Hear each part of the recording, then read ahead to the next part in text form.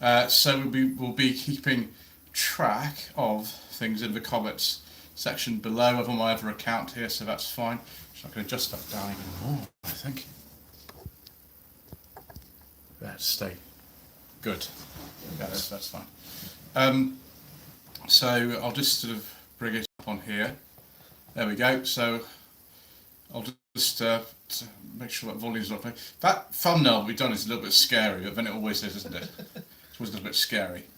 Right, so I have the comment section ready. We've only got one person who actually could have come in so far. Later in the week, what you'll be seeing on the channel is a very vague vlog, as always. And yes, we've got the Pelham Sherry ready as usual. Well, I used to have a neighbour in Eastleigh. And during the first lockdown, she was a lady in her 90s, and one of the local Eastleigh community groups was looking for people to kind of help others do shopping and things like that. So I used to go out and do shopping, and my lady I used to bring it into her house and things like that. And she always had Pearl Cream Sherry. Now, a few months after we were able to stop visiting her and giving her shopping and things every week, she passed away. She was been in the house for a long time, but ever since then we've always kept the Pearl Cream Sherry. So it's a tradition, but it goes back sort of a few years now. But we always have that because of its memory. Nice. Yeah, and she had a very good taste. So we've got some people in the chat already. I've got the chat on my other phone here. Agent Barry, that guy from SETI Alpha 5. Good afternoon, sir. How are you? We were okay, thank you. We just had a very agreeable curry. Yes, very nice. And I've been doing some filming. Mr. Colvin's been doing some work. Yes. Paulie Galtieri says, greetings to you both. Greetings to you, sir. Evening. DBT says, evening, chaps. Evening, mate. We'll be getting on to something that DBT actually owns a bit later on, actually. Julian Knight says, good evening, sir. Sean Cook says, greetings from County Donegal with a nice cold pint of Arthur Guinness's finest draft, sir. Ooh, creamy pint. Are you partial to a stout, sir? Yes, I like Guinness. I've had log stout before. That was interesting. Yeah. Leffy water. Yeah, possibly. Agent Barry, that guy from SETI Alpha 5, says, I do love a curry. I have a tikka masala lined up later. Didn't you just have a tikka masala, Mr. I did just have a tikka masala. Yeah, I had the hot yogurt option. The hot yogurt option, which it's a chicken korma that looks a bit like something a newborn baby would leave me on, really. But it's nice, I suppose. Yeah. Oh, look. It preempted something here. DBT says, how's the 940, Mr. Colburn? The 940 is fantastic, mate. It is really, really, I'm so proud of it. Put a bit of money beside to buy it, and yeah, it's let's just say it's an ideal replacement for the Alpha 90 because it hasn't gone wrong yet at all. Yeah, and you're not going to have major problems trying to find any parts for it. No. And the paint's actually on the car as opposed to not on the car. Yeah. So many different things. Well, I'm not able to destroy the transmission as well. No, because it's because it's got Lordtronic gears in it. It has, yeah. It is an auto. And I've driven a manual 940. I didn't destroy that either. So no. That's all right, isn't it? Yeah, the yellow wheels actually they were a dealer fit option back in the day. They're called Galaxy wheels. They weren't original to the car, but the previous owner had it something like 94, didn't he, or something like that? January 1994 he bought it. Yeah, 94. And he was a British Airways pilot, and he was recently retired, and I think they're looking at moving overseas. He advertised it on a couple of sites that I'm a member of, and I thought, I'm having that, I'm just going to go and buy it, so I did. Yeah. And it's been brilliant, it's been fantastic. It's near Concourse. I have driven it just this afternoon. So expect an episode of Circle Secondhand Classics on it. The reason I can't do no budget reviews on that car is that the you can't buy a 940 saloon for no budget reviews money with an MOT anymore. No. You just can't. At a state, you might be able to. That's getting rare too. So we're in Sensible Second-Hand Classics. Actually, that car costs Sensible Second-Hand Classics money. It's worth a bit more now. It'd be worth even more later. But it was actually within the price range, which is good. You know, people complain about that sort of thing all the time to me, but it actually was. And yeah, it's had the spoiler added later. That was again a dealer fit thing you could get and stand on certain models, not the Wentworth. And it's the engine bay is amazing. It's so clean. Yeah, it's really clean. It is my intention to do a basically make the car into a concours car. Because it wants for nothing, and it's been Gary's a lot of its life. He did use it quite extensively. It has done nearly 100,000 miles, but it's no problem for an old Volvo like that. He did a lot of maintenance work on it himself, which I'm a big favourite, a big fan of. And so I think by spring, it'll all be detailed underneath. It'll be painted body colour underneath. A lot of re-anodising and stuff's going to be done, and because I intend to use it during the summer months, but I also want to win some trophies with it, like I do with my Granada and when I had my Concours Capri back in the day. I mean, it's so close to Concours. There's only two very minor things that need doing on it, really. One is the headliner needs cleaning. The other one is the grille needs tidying up, and that's it, isn't it? It's got the optional egg crate grille in the front, and the egg crates are quite famous for the chrome peeling off of them, and which is fair enough. So I'm going to make a new egg crate grille, have the centre painted satin black like they were, and I've got another grille off of one of my bangers, which has got a good chrome surround on it. I'm going to put the chrome surround back around it. And do that, and the headlining, there's nothing really wrong with the headlining at all. It just needs a clean because the guy was a smoker like myself, and it's just a little bit stained, but it'll come up with a scrub, no problem. Yeah, there's not sagging or anything. No. It's perfect. I mean, the first owner didn't have very long. Bought it August '92. Yeah, the first owner was the National Bank of Kuwait. It's really bizarre. So, National Bank Kuwait, and then a chap who was an airline pilot.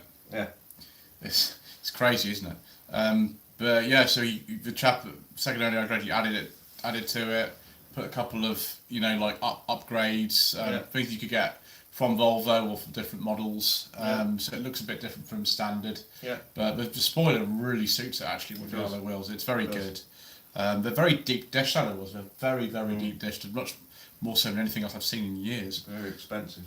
Yeah. Was it 1,700 quid for Yeah. set of three, not four, set of three? Set of three a couple of weeks ago on eBay that needed refurbing, like £1,700, and then fell over. It's mad, isn't it? DBT. This is a 92. The one you have is a 93. It's on a K as well, of course. We're talking about the blue actually, because it's very similar to what Volvo called Midnight Blue, that was on cars at around 1989, 1990. But I don't think it's exactly the same shade. It's a very slightly different shade. Yeah, it's a weird one. I've only ever seen one or two Volvos in that colour before. It's a really nice. It's not metallic. It's just a really nice colour.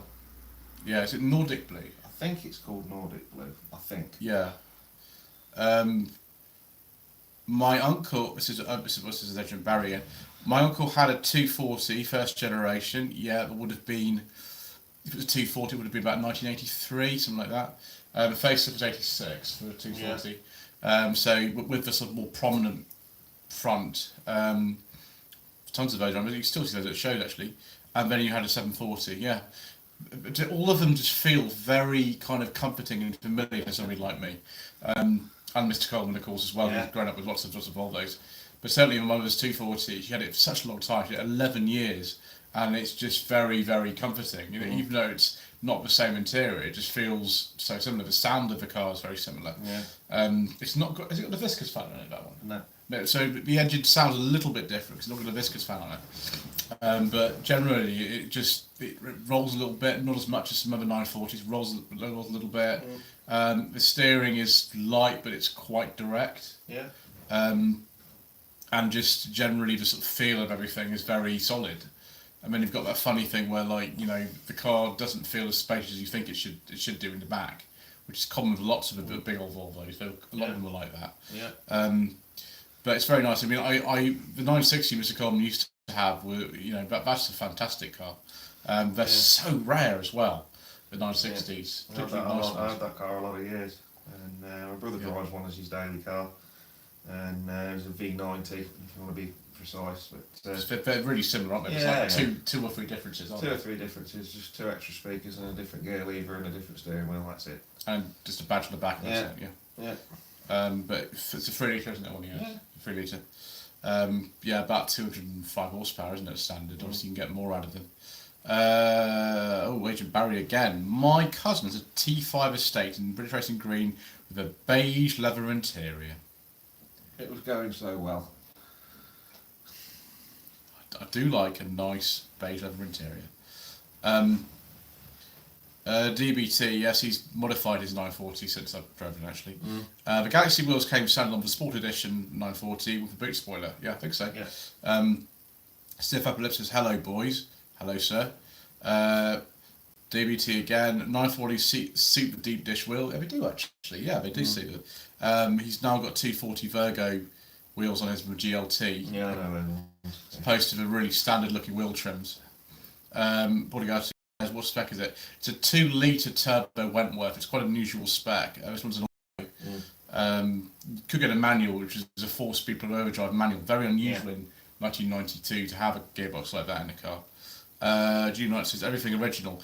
It is actually, yeah. I mean, obviously, it's had some options put on it, you know, afterwards. But they're just from the catalogue that you get at a Volvo dealer. He bought most of the stuff from it direct from the dealer, and basically fitted them himself. And the only paint that the cars had was to actually paint the spoiler because it came brand new. However, it came from Volvo, and he had it done at Volvo. But the rest of the cars never had any paint work done on it. There's not a speck of rust, there's no dinks, there's no dents. It's literally arrow straight, which is why I've decided to buy it. I felt a little bit funny taking it out because I was like, well, what happens if anything happens? You know, cause it's so straight and original, and all the paint's perfect. There's no scrapes, there's no scratches, there's nothing at all. The paint's perfect. There's no peel, there's nothing. No. So, you know, that's why cars from 31 years ago generally aren't like that. I mean, mine's a 91, it's a little bit older, but that's got tons of little things all over it. And it's done fewer miles, so but you know, you expect to find a car like that, but it's not. It's so perfect. Well, I've got a few days off work next week, and I will do a walk around video of it if you'd all like, and show you a few bits and bobs of what's going on, and have a bit of a catch up if everybody would like that. I think they will like that, sir. We'll see you in the comments below. But the video I filmed today, it's probably going live in like 4 or 5 weeks or something. I've got this enormous library of reviews now, because I've been building them up in the background during like epic shambolic shuffle season. And I've got, I think I'm on 13 or 14 reviews in hand. And when I go to Great British Car Journey next month, I'll have another 7. So I'm going to have just tons and tons of them, which will keep me going through the winter. So it's far more likely that you'll see Mr. Coleman's video before mine, which is fine because it's his car. Sean Cook says Volvo owners are very diverse in my experience. Yeah, I mean, it's a funny one. If you go to the Volvo Owners events, and Volvo Owners Club is actually really good. It's one of the sort of few one-make clubs that I know that actually there's not too much infighting sort of going on, which tends to happen with one-make clubs. So it's actually fine, but accept anything from a PV 544 to a 2023 XC90 and just say, oh, it's great, and give you a trophy, which is very unusual. But Codas Club I'm sort of part of, the supporter section anyway, it tends to be sort of, you know, chaps. And it tends to be chaps who are on the older end of the age range, but that's normal for a lot of car clubs, I think. But the range of Volvos is very diverse. It's, you know, as I said, we've got members who have the PV544s, and then we've got ones with brand new Volvos, and like it doesn't really matter. So the clubs maybe not so much as sort of diverse, but people who aren't in the clubs, yeah, I mean, a DBT is a much younger owner than typical 940 owner, and he loves it. But I've seen quite a few people pick those up who are young because the insurance is quite reasonable on a 940. Well, it's pretty reasonable. The first Volvo I had on the road legally, I think I was 19 or 20, and it was 240. No, it was the 850 saloon turbo diesel. We don't talk about that, sir. I know we don't. Oh. I just thought I'd get it in. Yes, thank you, sir. You know the rules. Here we are. The rather uneventful Adventures of Stickman says, "Good evening, gentlemen. I hope life is treating you well." Good evening, sir. Good evening. It's damn average. Yeah. DBT says, "I've seen a few 740s in that blue." Maybe it was midnight blue. 740 would be midnight blue, wouldn't it? 740s would be midnight blue. It'd be I'm not blue, sure that it is on the 940. I'll have to look into it and let you know. Yeah, the thing is, it's been well over 20 years since I last saw my mother's 240, because it's scrapped in 2005. That's why it doesn't actually appear on the MOT checks, because it was scrapped before 2006. And then Chalkwick says, "One of my V70s was owned by a district nurse." Excellent, I'm not surprised really.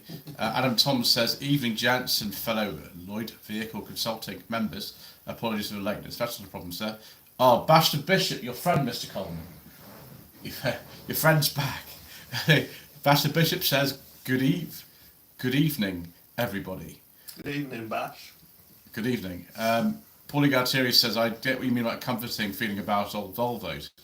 I regret selling my D-Reg 240 GLE estate." Oh, nice. B200E engine in automatic. That'll be like 110 horsepower, won't it? Won't be tons. Page it on it as well. Yeah. Silver green metallic with black leather interior.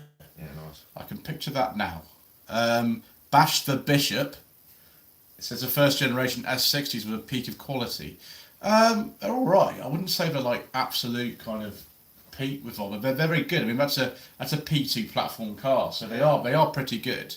But my money would actually go a little bit earlier and say sort of like a P80 V70 or something like that would probably be sort of there. But you got to watch for T5s though, because T5s have a lot more problems than any other white block engine.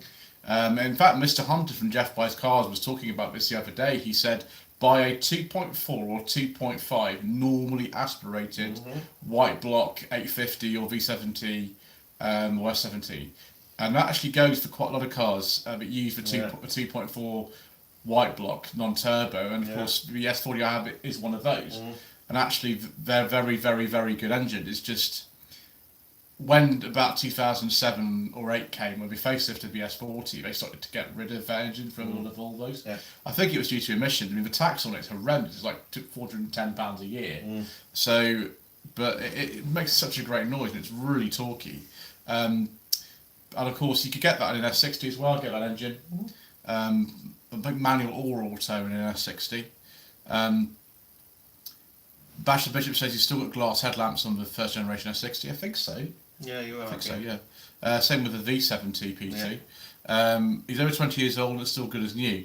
Yeah, I mean, it was amazing. The S40 S60 I drove in 2020, I think it was, a long, long time ago now. That was like a £400 car or something. And for a £400 car that was in 2004, it was pretty good. Yeah. Turning circles, absolutely terrible. Yeah, they are. It's appalling turning circle of them. C70 is similar as well. That's awful as well. The first generation C70 is terrible. I think the second generation S60 and second generation C70, the turning circle is completely different because the platforms are not the same at all, are they? They're four platforms by then. Simon from Not 76 Cars says, "I've joined late.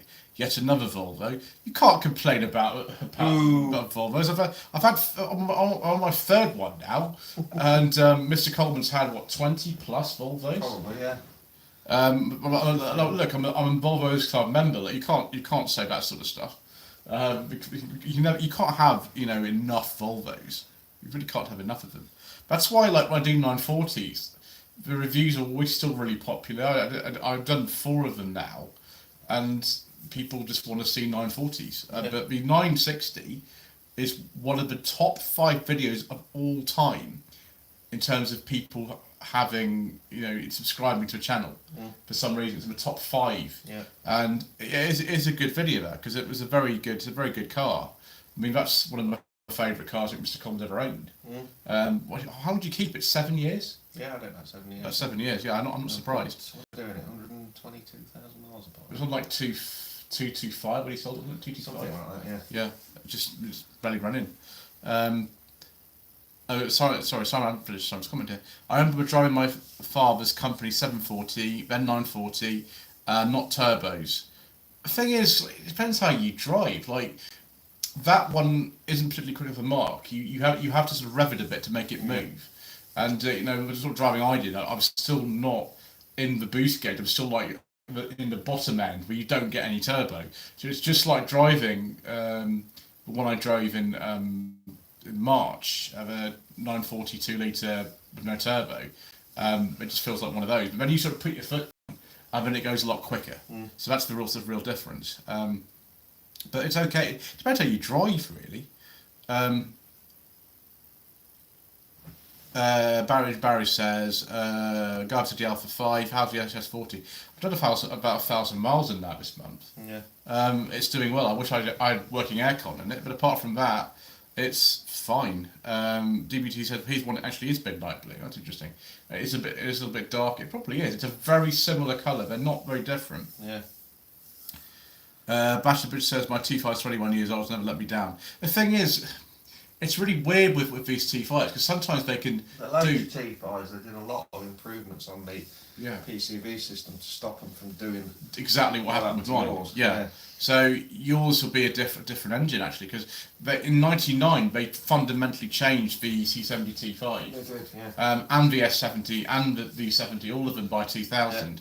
So it is quite a different engine. Like you open up the bonnet and it doesn't even look so similar. Yeah. Like it's all badged differently. It's got a different ECU. It's got a lot more Ford involvement with it. Yeah, it's got a different coolant tank, hasn't it? Yeah. So there's quite a few differences actually. And then the S40 is different again. It's a bit of a different engine, that one.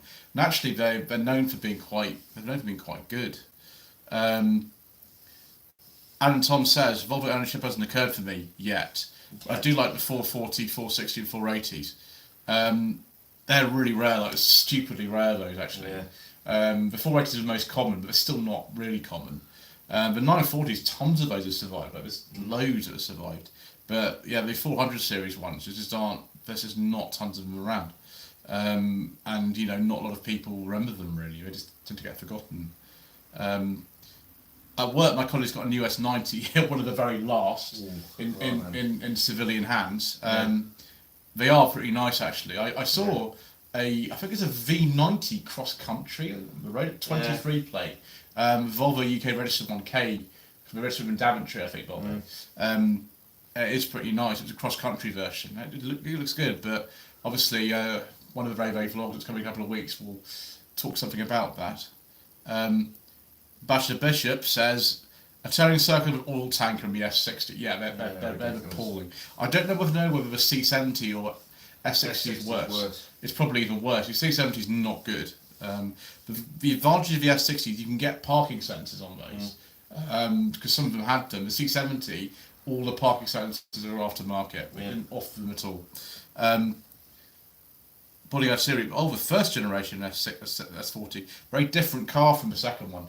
Like no engineering in common with them at all, actually. It's disappearing fast, particularly the pre-facelift CD models. The thing is, it's a Mitsubishi Charisma underneath, or a Space Star, or a Proton Impian. They're all the same underneath, all those cars. Yeah. And even one of the S40s had the Mitsubishi GDI engine, which of course won't run on E10. No. So they had a special version of the white block, which has never been used in any other car. Yeah. It's just a 4-cylinder white block. It's okay. I have driven a first generation S40, which is many years ago, and I don't know. I was just a bit underwhelmed by it, really. I would be. The second generation ones, I think, are just a little bit better, as far as I'm concerned. Black Hawk says, I'm hoping the ultra emission zone will be scrapped in outer London, as I really want a Nissan Bluebird. Well, I don't blame you for that. I saw a very, very nice T72 Bluebird. Actually, the part from Nebworth that went up tonight, part 5, the T72 Bluebird is in that. And I actually met the owner of that. He's a Channel fan, actually. It's a really nice one. It's an F-plate T72 saloon, a 2 litre like GS or GSX or something. It's one below the Executive, I think. Yeah, the GSX. Yeah, it's a GSX. It's really nice. But the only thing that seems to be happening at the moment is that there's this video I've seen where a chap, I think he's from Nottingham, has said that he challenged the ultra emission zone because he said it was unlawful because it doesn't have the same signage as the congestion charge, you know, little red circle thing. Yeah. And he's trying to put this case and say that it's not lawful to actually have it because the signage isn't right. And I think he's kind of won the case against the authority who charged him for the ultra emission zone in his, I think it was a Vauxhall Astra H van or something with an engine we can't discuss. So that's, I've just seen it online. I don't know what precedent that has. And also, there's these novel ways of people covering up the cameras with things like expanding foam and cutting the cables. Now, I can't condone things like that because that is illegal. I actually asked a chap who I know who's a Sound Police officer, like, what is the charge if you do that? And there is actually criminal charges for it because it's someone else's property and you're damaging it. So, you know, there are those, so I don't condone it, but yeah, that's what people need to be doing, because the sort of legal challenge against it, I don't know if they'll get with it. I just think, well, there's a big Facebook group starting up about it as well, which is kind of quite interesting, but it's not a problem with it. My feeling of it, if they want to just damage the cameras and all that kind of stuff, why don't they just go and damage cars? I don't know, so I couldn't possibly comment on that. I mean, Bluebird's a fantastic car. I mean, how many of those? Didn't you race like a turbo one or something? Yeah, black turbo one. That must have been epic. Yeah, it was alright. Yeah, was it over 70 Bluebirds I've raced over the years. Last one I did was in 2018. Just, you know, the thing is, Bluebirds you see now, they tend to be in really nice condition, most of the Bluebirds now. The one that I drove, it was this chap's pride and joy. Drove it down near, what was it, Waterlooville. It's down in Hampshire, and he had several classics, and that was one of them. It was like that. The condition of it is like that Volvo 940 as Mr. Coleman had. It was absolutely perfect. There was nothing wrong with it at all. I felt a little bit guilty actually even driving it because I just didn't want to damage it or anything like that, or get any marks on it. And I drove it in the rain as well, which was crazy. But the Bluebirds drive about 1 million times better than you imagine they will. They do, yeah. It's a really easy car to drive. It's very, very sort of compliant. The Sierras I find a bit finicky to drive, for example. And the Mark II Cavalier is a little bit like that as well. They're a bit sort of finicky, particularly the automatic ones. But so easy in a Bluebird. And you got loads of kit. Loads of kit standard in the Bluebird. Generally, I imagine the ones without power steering will be a bit heavy. This time they said power steering is 1.8 GS, I think it was. But yeah, they are lovely cars. The T72 Bluebirds and the T12s, which are the early ones. Silverblip says, "Do you like the C30?" I've never driven the C30. They are similar to the Mark II S40. They're a very similar platform, but they're a shorter one. They're the same platform pretty much as a Focus Mark II. The only thing about them is that broadly it is similar to an S40 or a V50 or a Mark II C70. It's just the C30, because it's not a Volvo engineered platform. Volvo re-engineered the longer version for the C70 Mark II, the V50 and the S40. And I've never seen any of those that are rusty. No. Not a single one. And bear in mind, the V50 and S40 came out in 2004, and so the oldest ones are 19. I see some around, but they just don't seem to rust. No, right. The C30, unfortunately, because it's on this kind of shorter platform, it's more similar to the Mark II Focus. They do rust underneath. Yeah, terrible. Not necessarily on the outside, but it's just underneath, and that's a shame. But apart from that, I mean, they're pretty good cars. Apart from that, yeah, really, because they're just similar to everything else. And you can get virtually the same engines in them as well. Yeah. The T5s are pretty fast because they're the sort of lightest ones of the Volvo non-platform. Julia Knight says, I miss my black 2002 S40 2.4 with corded telephone center console. Yeah. Sold for family reasons. That's it's a shame, but I saw one of those at 2.4 S80. I mean, I think that's the least powerful engine you get in an S80. So, yeah. 2.4 normally aspirated engine is about 170 horsepower. The fun one of that was the T6, wasn't it? A completely bonkers car. Yeah, we'll take that T6 head off and put it on a 960, which is straight swap. Yeah, it's crazy, isn't it? OS 993 says Yamaha tuned Volvo. That'll be the V8, wouldn't it? Yeah. And that was normally in the XC90, wasn't it? The XC90 and the Noble M400. Yeah, you're right. Yeah. I don't think they put it in the S80, did they? Yeah, they did the later ones. Oh right, okay, yeah. Called it a T8. T8, yeah, absolutely bonkers engine. But your father used to have a car with that engine. I think the XC90 is V8. Yeah, he's still got it, hasn't he? Yeah, so yeah, bonkers. I'd like to drive one of them, but trying to find one of those over here, I mean, they're all more common in America, but trying to find one of those over here is very, very difficult. I think they discontinued the V8 XC90 over here in 2006, and I think they just did the six-cylinder petrol at about the same time as well. Something like that. Yeah, because most of the ones that I found, I have sourced to for clients before, but I can't talk about them. Can't talk about those. Let's see. Chambers 101. Evening, chaps. I enjoyed the Cranley Lions Classic Car Show. Yeah, part 10. That was a bit of a chore to get around that, but it was a very, very good show. It was a really good show. It's a really diverse show, the Cranley Lions one. Really, really diverse show. You see your normal stuff like Morris Minors, MGBs, and MGAs, and S&Ts and things like that. But you saw tons of really rare stuff, like really, really rare stuff. American stuff, those William Carr things, which are really weird. Loads of sort of nice 90s stuff as well. There's a very nice 960 estate there. Beautiful 960 estate. Just on and on and on. There's loads of stuff like that. Nice Hillman Avenger. A very, very big show. Same size Bromley pageant. But yeah, the organisers actually were in touch with me before the show about stuff. So hopefully we'll be going back to that next year or something. But Bishop, your friend, says, mine's a last of first generation. Well, what you mean is a pre-facelift S60, because the S60 first generation ran for 10 years. It ran till 2010 or something, I think. Yeah. So pre-facelift, yeah, I think that's the way you call it. Because second generation one's a Ford-based one, I think. Can't remember what name the platform is on a Mark II S60. They're still really good. Like the ones based on that platform, which are the Mark III V70 and the Mark II S60, but still pretty good cars. The SET5 OS says the Volvo B8444S engine. I think it should be a 6. Is that a 6-cylinder? Yeah. Yeah. Start with a 6 as well. Yeah, probably.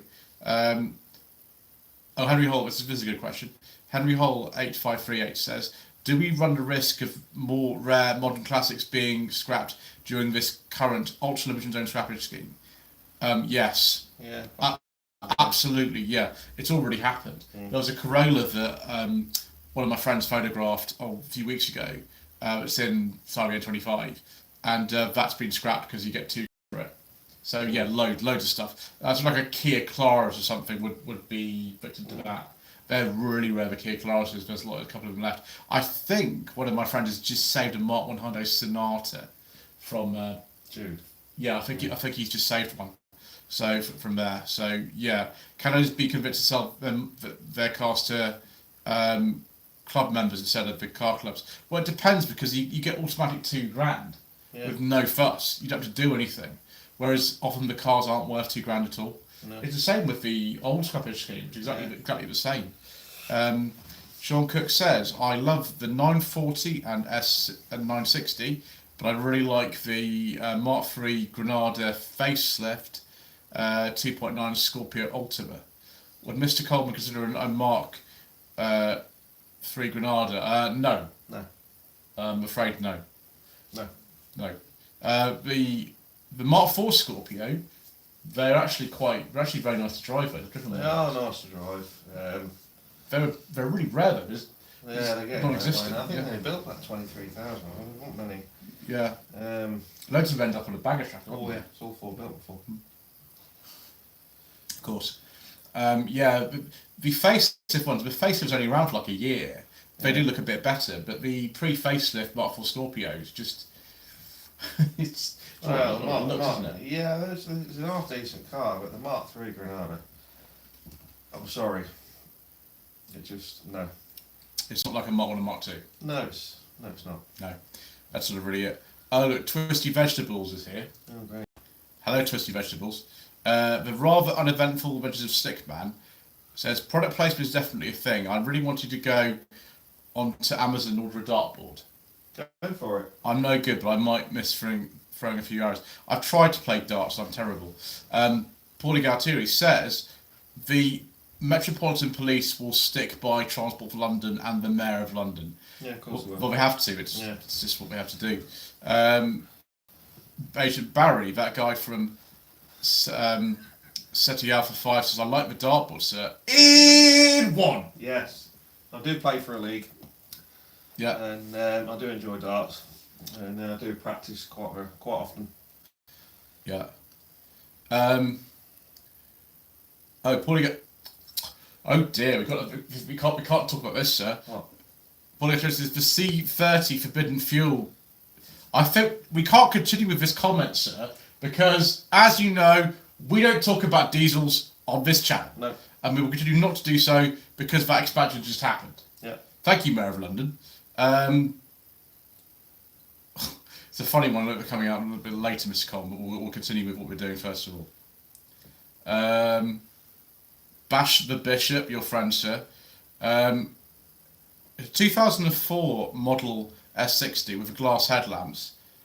But it's like a sort of crossover car, so it's got I think what you're saying, it's got facelift features, but it's still got original front end. I guess what you're saying, isn't it? Agent Barry, product placement. The second book I've written is the publication dated from next August. Very good, sir. That'll be interesting. Bash the Bishop, yes. Quirk of Volvo production, pre-facelift changed in late 2003 for the 2004 model year. The S60 I drove in 2020 was a pre-facelift, but it was a 2004 plate on it. Yeah. So I think again it's the same sort of thing because that was definitely a pre-facelift one. Stiff Upper Lip. This is a bit of a weird question. Has Mr. Coleman still got his Amiga? No, long gone. No, that went. Oh gosh, I don't even remember when it went. Pre-COVID, that went. Because you got the Twin Spark Alpha, didn't you, to replace that? No, the 600. Oh yeah, gosh, you got that ages ago. That was like 2020. Yeah, because the crank broke the crank in the Amiga. Yeah, that didn't go very well, did it? No. Has a chap repaired that? He bought it off you? Yeah, it's got 3 litre in it now. Yes, so it's a 3 litre now. So it's still on the road now. Track car now, it's always used for track days. I mean, you used for track days, but not necessarily on the track this time. No. Of course. Paulie Artillery says, what was the reason Ford put 4 stud wheels on the Frog Eye Scorpio when the previous Mark III Granada had 5 stud wheels?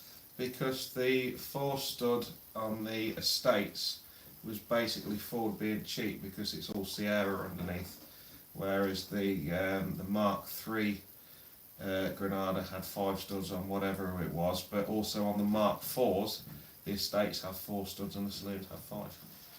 Yeah, because it's really weird. Like, there's a lot of Mark III Granada in the Mark IV estate. Like, the rear end's was exactly the same, Yeah, isn't it's it? identical. But the saloon has a different platform. It's not a Mark III Granada underneath. No, it's really not. weird. It's weird. It's kind of a cross between a Falcon and what is it? It's like an Mercury American Sable. It's an American platform, isn't it? Yeah. So it's kind of similar a bit to a Ford Taurus sort of thing. Taurus, Mercury Kind of- Sable. Yeah. But then again, the Mark III Granada has doors that also fit a Ford Taurus, like an original Ford Taurus from '86. Yeah. It's bizarre, isn't it? Yeah. I can't remember what they're called. What was the Mercure one that they did? Was it Mercure Scorpio. Yeah. Yeah, Mercure Scorpio. Yeah. Yeah, it's a bizarre thing, but you kind of had two cars. It's a bit like Nissan 300C, where like the saloon and the estate underneath they're really different. Mm-hmm. It's a bit like that with the Mark IV Scorpio. CCC says, "Are you two a couple?" A couple of idiots. Yeah, a couple of idiots. A couple of idiots. Yes. Henry Hole 8538 says, "How did the Mark IV Scorpio get signed off? Was there a power cut during the meeting?" They'll probably be drinking this stuff. Yeah, Palcom Sherry. That's probably what happened. Yeah. Sean Cook says CCC, that might be Twisty and Bash. I don't know what's that. Bash the Bishop says, "Have you ever driven a Mark 1 Astra?" Why, yes, I have. On Sensible Secondhand Classics. I drove one in 2021 from the channel. Yep. And actually, Mark 1 Astra is a really, really good car. It is. Cannot believe how much better a Mark 1 Astra is than virtually anything else at the time. Yeah. The Mark 3 Escort is a lot worse. I've got a dry glass. Mark 3 Escort's an awful lot worse than the Mark 1 Astra. The biggest problem with Mark 1 Astra really is the fact that they were so rusty that they just disappeared and they had no value whatsoever. Just none. That was the reason why they disappeared, is nobody cared. Same with loads of Astras, Mark 2, Mark 3, Mark 4, they just rusted away and nobody cared. But the Mark 1 is an amazing car for 1980.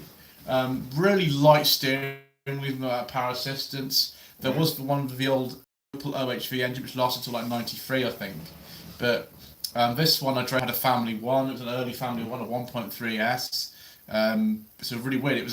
It's an L, but it's also called an S because that's the type of engine. Because there was a lesser powered 1.3. Yeah. And despite the fact that the car wasn't perfect, I think Stefan Driver Classic recently drove. I drove it years ago, far before she did. Which is the other way around with most of the stuff she drove at Reddish Car Journey. But with that particular car and the Sierra Sapphire, I drove them years before she did. And the Mark 1 Astra was, to me, a much nicer car to drive than that Sierra. Which is weird, because Sierra actually had power steering in it. Whereas this didn't. I couldn't believe it didn't have power steering when I drove it, but it didn't. They don't have it. And, you drive a Mark II Polo, and a Mark II Polo is really heavy. They're stupidly heavy cars to drive, with no brake servo on right-hand drive cars until 1990. Whereas this Astra, it had a brake servo, it had very light steering. There's no rev counter or anything like that, but the interior just feels a bit more upmarket than like a Golf or something. It just feels it's just a much nicer car. And the Escort with a CVH just is so harsh and horrible, and the ride and handling are so poor on, particularly on the earlier Mark IIIs, is really bad. Unless you go for like, I don't know, an XR3i or something, which is a bit better. But the standard ones, like the one I drove in 2020, it was a 1.3L from 85.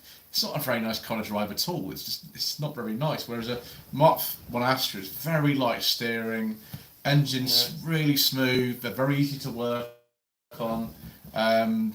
You've got to make sure you change the cam block. They can blow head gaskets for the early family ones, but I mean they tend to be very, very old when they do that. Whereas the CVHs just have smoke and they have problems. Mark 1 Astra for the time is an extremely good car. Simone, Hooked on Classics, says good evening. Good evening, Simone. Very welcome to join us tonight. Bash the Bishop says, I love the Mark 1 Astras. Yeah, the biggest problem with Mark 1 Astra now is just finding one. Yeah. There were like two at Best Exception, there were two of them there, and they were both lovely. There was one that was particularly nice. There was one that wasn't quite so good condition, but there was another one that was almost perfect, wasn't it? It was almost like a black and gold colour, I think. Yeah. It was really nice. I was like, I want to buy one of those. The other one I saw actually at Nebworth, I'm not sure if it's appeared yet, but I saw an Opel Kadett. I think it was an SR. Mark 1 Opel Kadett. Sorry, Kadett D it is called. It's called a Kadett D. I saw one of those at Nebworth, and it was really nice. I was like, I'm sort of tempted to try to drive another one now, but that's hard to try to find one because they just all rusted away, got thrown away, things like that, didn't they? Because nobody cared. Bash the Bishop says Mark 1 Astra was a wide range and a weird Accrington brick colour. I think I know. I know the colour in there, yeah, it's like an orangey sort of colour. Yeah, there was like a yellow, which is what I drove, and then there was like an orangey red colour. Agent Barry says, that guy that said he had for 5, I've always found a Maestro better than the Astra and the Escort. Yeah, I mean, they are bigger, they've got more room in the Maestro. The Maestro is really best in a 2-litre EFI 4. That's the best type of Maestro to drive. The 1.6 is 1.3. It's very okay. The steering in a Maestro with the 1.6 S series is quite heavy. Automatic's even worse. 1.3 is okay. Those are reasonably light. But if you have a 2-litre, that's got standard power steering. I prefer the Maestros. If it's an MG one, I prefer one that's got twin carbs on it because they sound glorious when you put your foot down. Sound like a mini Alpha. Yeah, that'd be 1.6. That one. But to be honest, a Montego's even better than a Maestro. They're much nicer than Montegos. A lot of them have a 2-litre engine. It's much more common in a Montego to have a 2-litre. Yeah. And particularly if you go for, like, I don't know, even it doesn't matter if a Countryman, some Mayfair, Vanden Plas, whatever. They're really nice cars to drive. The problem is with the Montego, for whatever reason, the dashboards tend to rattle like no one's business. They're always as bad as a Volvo 460. But yeah, they are nice. The Maestros are much better than the Mark III Escort to drive. They are better. The Mark 1 Astros are very, very good. Mark 2s aren't bad either, I don't think, the Astros. But yeah, the space of the Maestro is better than either of them. That's absolutely right. There's a good question for you, Mr. Coleman. Go on. Paulie Galtieri says, has Mr. Coleman ever raced an Austin Ambassador Vanden Plas? Yes, 2. 2 Vanden Plas Ambassadors? Yes, one was, I think it was an 1800. No, it would be... all the Vanden Plas for an Ambassador were 2 litres. 2 litres. Well, the one that I've raced 2 wedge shape. One was a 6-cylinder automatic, and it was terrible. Yeah, it would be a Princess. Yeah. Yeah, and the other one I think was an Ambassador. It might have been a 2 litre. I think years ago. Vanden Plas. Yeah, in that nasty sort of gusset brown colour. Yeah, I know one. Yeah. And yeah, that was terrible as well. Yeah, the Princess I drove. It's a very nice car, but it's now had a complete like top end rebuild on the engine. And when I drove it, it just was really underpowered. It's a manual 2.2, and it should be quite nippy, and it just wasn't. I asked the chap who owned it. I said, "Was there something wrong with the car?" Because it just wasn't performing. He said, "Yeah." He said, "The cylinder head gasket's gone." Yeah. I was just kind of like, "Yeah, I know why now." The condition of the car is absolutely amazing. Like, he takes it to shows and everything, and he's got loads of other really nice cars, Alan. But yeah, that particular one is a lot better now. It's had the top end rebuild of the engine. It's much better now.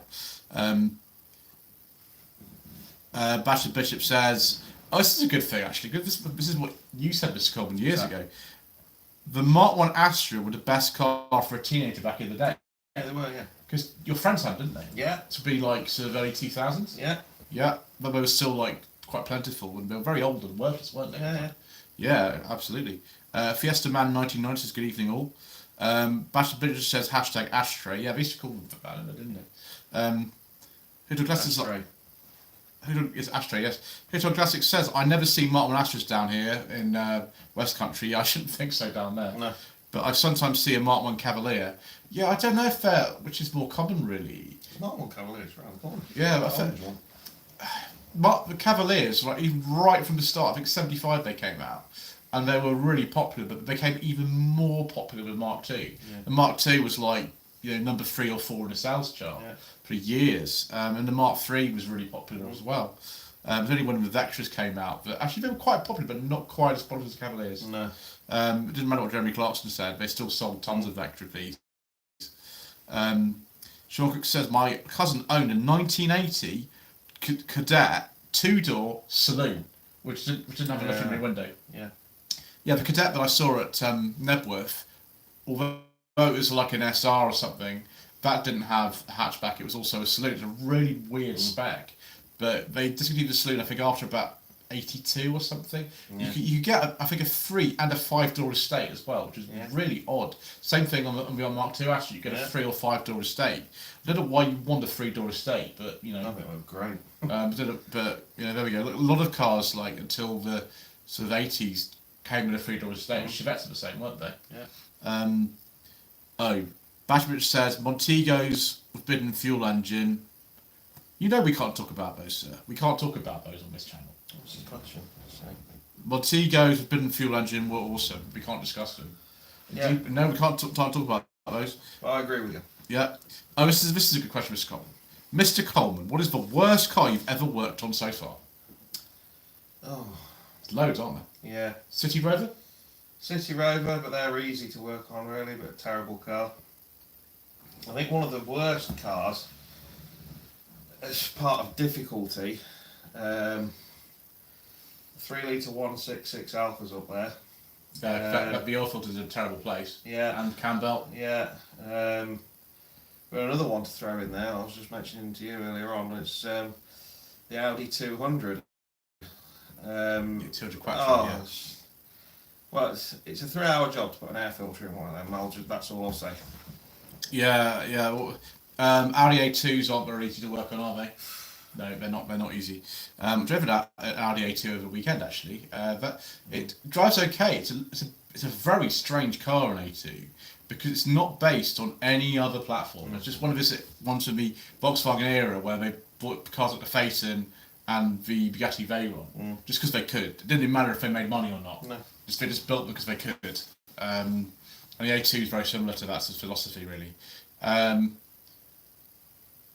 So it says we had a Corsa B 1.2 and also a Corsa B we can't discuss, both with very heavy steering. I have driven a Corsa B 1.2. I drove it on the No Budget Reviews last year. It was a Merit E-Drive from '95, and I didn't find the steering too bad. I've driven some awfully heavy cars. The Vandenplau Maestro automatic was awful. The Hyundai Stella that I drove recently was really bad as well. The Mark II Polo, oh my gosh, the G40 had like larger alloy wheels, that was bad. The pre-facelift, the Ranger, that also was really heavy. It had, I think, Golf GTI Mark 1 wheels in it. It looked really good on it, but it made the steering even heavier. And of course the brakes are terrible as well, there's no brakes, so no one knows. And so they're surprisingly difficult cars to drive, and they're quite cramped as well unless you're really small, a Mark II Polo. So there's not really room to like flay your arms around to kind of like turn the wheel. But people seem to love them for some reason. I don't. I much prefer like that Mark I Astra or something. I think just don't get Volkswagen. I'll never have them.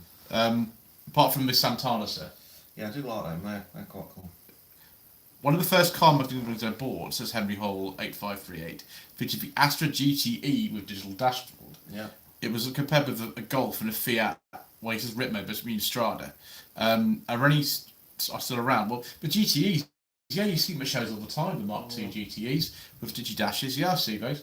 Fiat Strada's very rare. I mean, there was one at Festival actually, wasn't there? There's a Strada there. Yeah, drag top one, wasn't it? Yeah, convertible Strada. Yeah, they're very rare, but they are around. And I saw a Strada Abarth at probably Pageant. So they are around, but there's not loads there. Simone says, don't forget to hit the like button. Well, 13 of you have so far, which is very kind of you. It does very much help. Agent Barry, you can't make statements like this. The Forbidden Fuel Montego was the car of choice for RAF officers. You can't talk about diesels on this channel, sir. How many times have I got to tell you? Stiff Up the Lip says, you don't even see Mark I Astras in Cheshire. Well, yeah, obviously, yeah, but a lot of them were built at Ellesmere Port. The one I drove was not. It was built in Germany. But I think production started at Ellesmere Port for the Mark I Astras, I think not about 1980 or 81, like it was something like that. Yeah, I mean, up there, my father-in-law lives near Chester, and he's had just nothing but Vauxhalls for about 30 years. All sorts, like Astras, Cavaliers, mainly those and stuff like that. And you go up there, and there's just tons and tons of them because they're supporting the local industry. And even now, you could buy an Astra over here, and often they're built at Ellesmere Port. Yeah. So yeah, absolutely, yeah. Which ones you Vauxhalls go up there? Leslie says, I didn't like the Corsa B, it looked like a bubble car. Same thing with the K11 Micro. They came out around the same time. Like the Micro came out a couple of months before the Corsa. But they both kind of look similar in that sort of way. Both total sort of overreaction from the Nova and the K10 Micro came before, because they're both very square. They've both been in production since 1982. So very similar kind of philosophy to change them. Agent Barry says hi to Simone. Simone says hello to Barry. Bashta Bishop says the Strada did look quite good. Depends what type of Strada you kind of mean. I almost got a walk around of a Strada on the channel at one point last year, because I did see one, but it just wouldn't start, so I couldn't do a walk around of it because it wouldn't come out of the garage. There was something wrong with the fuel pump on it or something. So we tried a bit of Easy Start and things like that, which Mr. Coleman doesn't appreciate. No. He's not a big fan of Easy Start. And we managed to get it to fire for like a couple of seconds, and it would turn off, which I think was a fuel pump. Yeah. Unfortunately, that car's now been sold, and so I won't be able to film it. But it was a very late, before the first facelift Strada, in excellent condition. It was a concourse car. Just unfortunately we couldn't get it out. It had been in the garage for like 3 years or something. It just wouldn't start properly. But yeah, it depends which one. I don't know which Strada looks best, whether it's for like the Series 1, Series 2 or Series 3. I don't know. The Series 3s, particularly the Airbus, will look quite nice, but there's just so few of them left anyway. Paulie Gattu says, a Halloween one-off special for one night we can talk about forbidden fuel cars. That's not happening, sir. And Simone says, I had a toy Fiat Strada. I wonder if I had a Strada. I don't know, possibly. I'm not sure. They are so rare. I don't know what's rarer, Martin Astra or Strada. Strada. Probably, yeah. They just disintegrated nothing. Again, they were worth absolutely nothing. Well, the thing is, the Strada's all rusted to nothing, and the Astras have all been nicked. Yeah, Mark II, Astra and Belmont in the early 2000s were the most stolen cars of all. Yeah. About 2004, 2000, something like that. The Belmonts, I think, were even more stolen for some reason. I don't know why. The Belmonts were worth less or something. Possibly a little bit less, but back in the day, it was the sort of time when you could just pick up a car like that for sort of 50 quid or something. Have like a couple of watts MOT on it. It's about 50 quid. You know what to do with the, particularly with the fuel injection one. If you know what to do with the fuel pump and the ignition barrel, you can have one for free. Yes, indeed. It's like the facelift Novas, isn't it? Yeah. And then I would take those. It was the carb ones or the fuel injection ones. You could start with the fuel injection ones. You could start with the Haslight switch trick. Yeah, it's such a bad. I don't know what they were doing at Opel Vauxhall back in the day. The cars were so easy to steal. It's absolutely ridiculous. You didn't need any keys to take a Mark II Astra, did you? No. Fuel injection. Same with the Mondeo. Same with the Nova as well, because they don't have a steering lock. The locks were really bad, weren't they? They were terrible. I mean, you could probably steal one of those in under 30 seconds, couldn't you? Yeah, you just get your hands on the top of the door and knee it, and pull the door open, lift the tab up, get in. There's no steering lock on the column. Pull the key, pull the hazard light switch, turn it upside, put it down, put it on, get your mate to give you a shove, put it in second gear, gone. And that's it. As long as you don't turn the engine off, because you couldn't, could you? You couldn't, no. You just have to stall it, switch it off. Or like just get a screwdriver and sort of fiddle with it or something. You could do, yeah, but just... There's no point. Switch it on and off. So you get the screwdriver, you sort of leave it at the door and then pull it, and that's it, you're gone. Yeah. Yep. Oh, here we go. Bashta Bishop says a small Suzuki car special would be a good idea. You mean like a whiz kid or something? I've done quite a few Suzukis on the channel actually. I've done tons of them. Yeah. There's an old Top Gear episode with Noel Edmonds doing a drive with Strada. Yeah, about 79 he did that, and he hated it. Fiat wouldn't give him any more cars after that. Excuse me. Excuse me. Suzuki did some very small cars. They did, yeah. WizKid was tiny. Silverlip says you don't get many Vauxhall Chevettes at shows. No, you don't actually. I was amazed I was able to drive an HSR Chevette. I mean, like, it's like one of the lifetime opportunity. The car was worth 60 grand at one I drove, and it's just been restored and had the stripes put back on it. I mean, it's an amazing car. I mean, I'm never going to drive one of those again because it's one of the most valuable cars I've ever driven. And I was like, the car's basically irreplaceable. I think he said there were sort of 50, 60 HSRs ever produced, Yeah. and he knows where like all of them are and things. It was just crazy. Oh, here we go. Paulie Garturi says, "Gotta respect rules of the channel. No forbidden fuel, no new professionals, and no Shane Ritchie." No. No, none of those things. Mark Prasad says, "I haven't seen a Belmont in many years. I've only seen one at like a show or something. You just don't see them at all. There's virtually none of them left. Just weren't worth anything." Simone just hooked on classics. The good thing about the toy straw, it doesn't rust. No, that's good.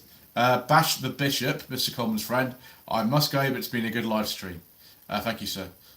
Sean Cook says to Adam Toms, "Noel Evans would never be in the market for a reasonably priced hatchback."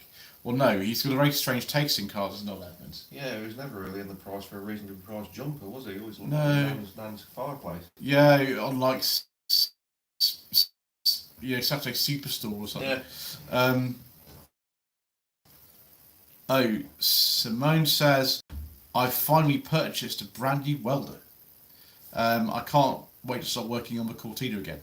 Yeah, the floor pans of those Cortinas are pretty bad, not even back in the day. Yeah. How many rusty Cortinas have you seen in your life?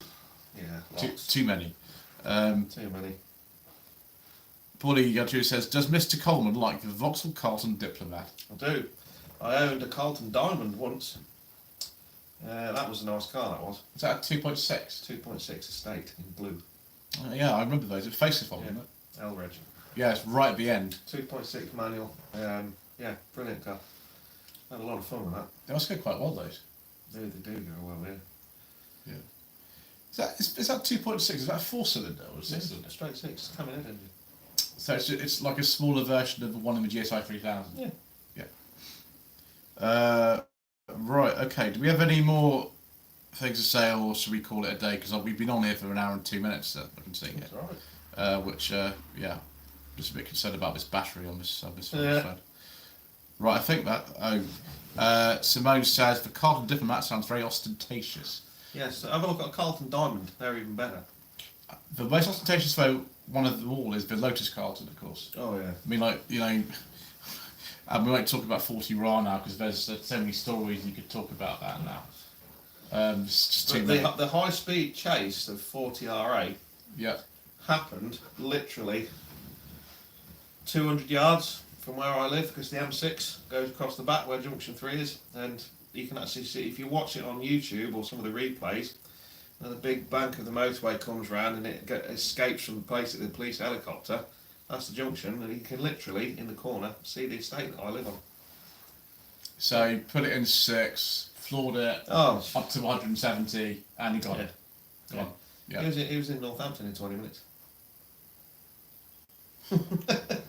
Yeah, that's crazy. What to say here?